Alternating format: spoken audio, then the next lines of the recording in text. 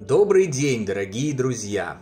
Рад приветствовать вас на новой лекции нашего канала «Жизнь после жизни есть, я знаю».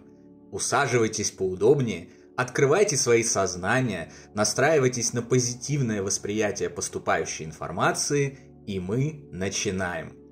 Сегодня мы поговорим о так называемой душе, о том, что она собой представляет на самом деле, где размещается и из чего состоит.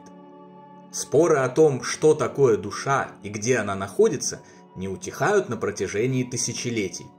Религия понимает под душою одно, эзотерика другое, йога третье, ученые, если они допускают ее существование в принципе, четвертое и так далее.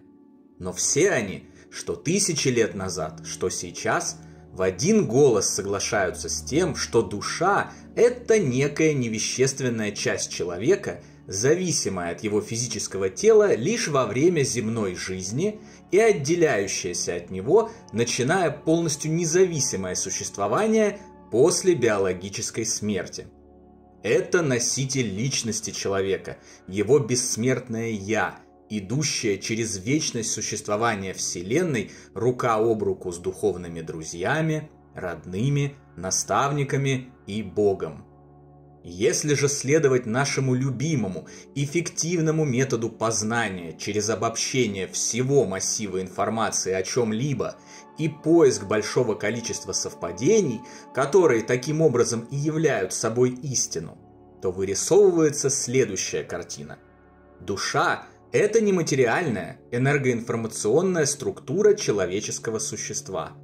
Она включает в себя комплект тонких, незримых для человеческого глаза тел и на время жизни в физическом теле соединена с ним посредством некоего устройства кабеля.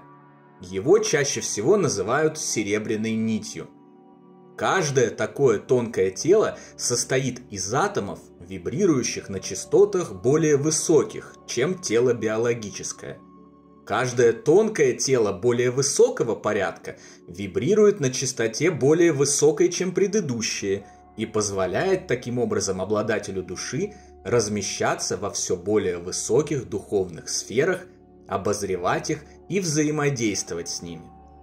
Именно с разницей атомных вибраций связано то, что мы не можем увидеть тонкие тела человеческими глазами и ощутить их с помощью прочих земных органов чувств. Кесарю кесарево, духовному духовное, земному земное. Принято считать, что находится душа где-то внутри физического тела человека, в каком-то одном его органе. Но это, конечно, не так. Она одновременно и внутри, и снаружи. Проникает в каждую клеточку физического тела и лучится наружу. Душа выходит за пределы тела человека, образуя вокруг него, как принято говорить, энергетическое поле. Это поле уже научились фиксировать при помощи специальной техники, причем первые успешные эксперименты прошли еще в 40-х годах прошлого века, когда супруги Кирлиан впервые запечатлели энергетическую часть человека при помощи особого метода фотографирования, который сегодня известен как Кирлианова фотография. Развитие этого метода привело к феномену, который мы знаем как фотографирование ауры человека. Каждый может убедиться и лично увидеть ауру с помощью любого поисковика в интернете. Метод применяют как в развлекательных, так и во вполне серьезных научных и медицинских целях. Ведь за время исследования ауры выяснилось, хоть это до сих пор и не признается официальной наукой, что по ее состоянию можно диагностировать различные заболевания физического тела, в том числе те, которые еще только ожидаются. Это можно сделать, наблюдая за появлением в ауре темных пятен и областей, этаких энергетических черных дыр. Примечательно, что экстрасенсы и ясновидящие видели и говорили о том, что душа лучится за пределы тела за столетия до того, как это было подтверждено при помощи фотографии, что является еще одним удивительным совпадением, подтверждающим истину о существовании души. Именно по состоянию ауры многие ясновидящие целители обнаруживают и лечат заболевания, с которыми не может справиться традиционная медицина.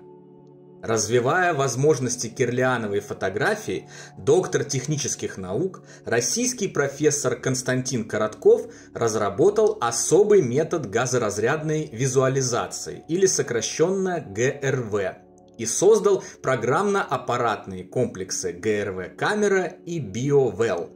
Метод позволяет количественно измерять уровень здоровья и индекс стресса человека в реальном масштабе времени, обнаруживать дисбаланс в энергетике, что дает возможность выявлять функциональные отклонения задолго до их проявления и анализировать психоэмоциональное состояние пациента.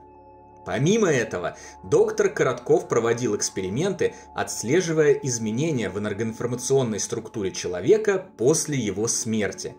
Полученные им результаты полностью подтвердили существование души и показали, что после гибели физического тела она вместе с комплектом более тонких тел, в которых она и размещается, отделяется от него не мгновенно, а в течение некоторого времени, в зависимости от вида смерти. Данные практические выводы и результаты, в свою очередь, снова показывают абсолютное совпадение с информацией, полученной из духовного мира при помощи спиритической коммуникации за последние 150 лет, в ходе которой духи с той стороны неоднократно указывали на то, что от того, как умерло биологическое тело, при каких обстоятельствах и за какое время, во многом зависит характер событий, ожидающих душу после этого. Об этом я рассказал подробно в предыдущих видео, а также в отдельной нашей книге «Жизнь после смерти. Дары духовного мира для скорбящих и горюющих по своим любимым», которая для всех интересующихся доступна на литературных интернет-ресурсах и в книжных магазинах бесплатно. Об этом мы еще обязательно продолжим говорить и в дальнейшем. Душа – это и есть мы, наше сознание, наша личность, наша память, наша суть, словно луковица, одетая в несколько слоев тонких тел, или самая маленькая матрешка внутри нескольких других, только со способностью лучиться через них наружу. Физическое тело приходящее и недолговечно. Оно лишь механизм, чудесный и удивительный, но только инструмент для выражения нашей бесконечно более чудесной и удивительной души, при помощи которого она приобретает полезные знания и развивающий опыт, чтобы затем использовать его на благо все время развивающейся Вселенной. Душа – это водитель автомобиля, который пустился в далекое путешествие через всю страну, а тело – это автомобиль, из окна которого водитель обозревает открывающиеся просторы и получает впечатление от поездки. Путешествие не всегда бывает простым и комфортным. На дорогах встречаются ямы, ухабы, пробки, безумные ездаки, нарушающие правила дорожного движения. Дорожные условия бывают приятными, но иногда не избежать и дождя, снега, и даже можно попасть в буран. Машина порой ломается, в лесах поджидают бандиты, а некоторые полицейские не прочь получить взятку или даже подкинуть в автомобиль чего запрещенного, чтобы лишить водителя всего его ценного имущества. И тем не менее путешествие продолжается, потому что мы не можем усидеть на месте, это противоречит нашей природе. А впереди такие интересные и манящие просторы, пейзажи и удивительные края с новыми впечатлениями и эмоциями. Когда автомобиль придет в негодность, он отправится на свалку, а водитель вернется домой, отдохнет там как следует, повидается с родными, любимыми и близкими, после чего сядет в новенький с иголочки автомобиль и продолжит свое путешествие. Куда приведет его этот путь? Это известно только самому верховному иерарху нашей Вселенной, Господу Богу, нашему величайшему и бесконечно доброму Отцу. Но нет никаких причин и поводов ожидать от этого путешествия чего-то плохого, потому что наша жизнь не заканчивается никогда. Вселенная вечна и бесконечна. Наша душа тоже вечна, как вечны души и наших родных, любимых и друзей, всегда путешествующих вместе с нами и готовых в любой момент поддержать нас и напомнить о том, что они безмерно нас любят. Они в любой момент жизни рядом с нами, и никто из нас никогда не остается в одиночестве.